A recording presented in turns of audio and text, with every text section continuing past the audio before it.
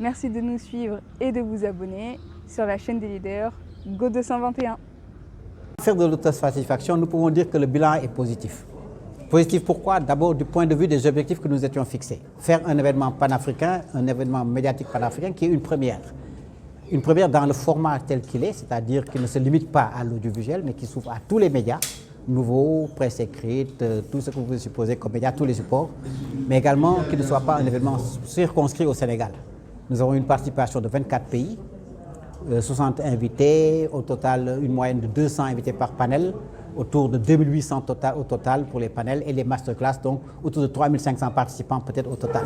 Donc du point de vue de la participation, du nombre, cela a été sans doute incontestablement un succès pour une première. Ensuite, je pense que du point de vue de la qualité des débats et des panels, etc., des gens qui sont venus, des intervenants, je pense que du point de vue de la qualité également, ça a été un succès. Là où effectivement nous pensons qu'il faut absolument améliorer les choses, c'est au niveau de l'exposition.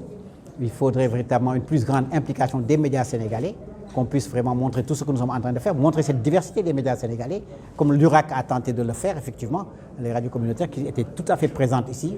Donc il faudrait absolument qu'on consolide cet aspect-là, mais également l'évolution vers un véritable marché.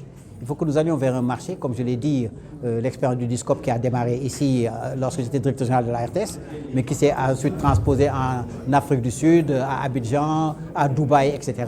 La dernière édition à laquelle j'ai participé, il y a 14 ans à peu près, c'est 500 millions de dollars de transactions qui ont été faites sur 3 jours.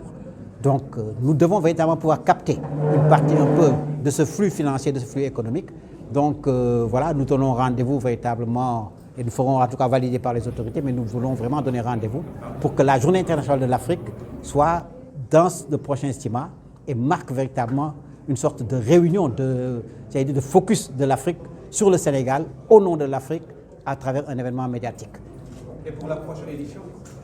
Voilà, donc c'est ça, exactement, la prochaine édition sera ça. Nous verrons le thème que nous allons aborder, effectivement, les panels et tout cela, nous allons en discuter, en fonction également des retombées et des retours que nous avons mis. Parce que nous avons mis en ligne donc, un questionnaire pour que les gens fassent des suggestions et suggèrent. Mais également à travers les réunions que nous ferons au niveau du comité de pilotage, des différentes commissions, etc. Il y a vraiment la commission scientifique et tout, qui pourra revenir sur les thèmes, qu'est-ce que nous allons proposer, etc.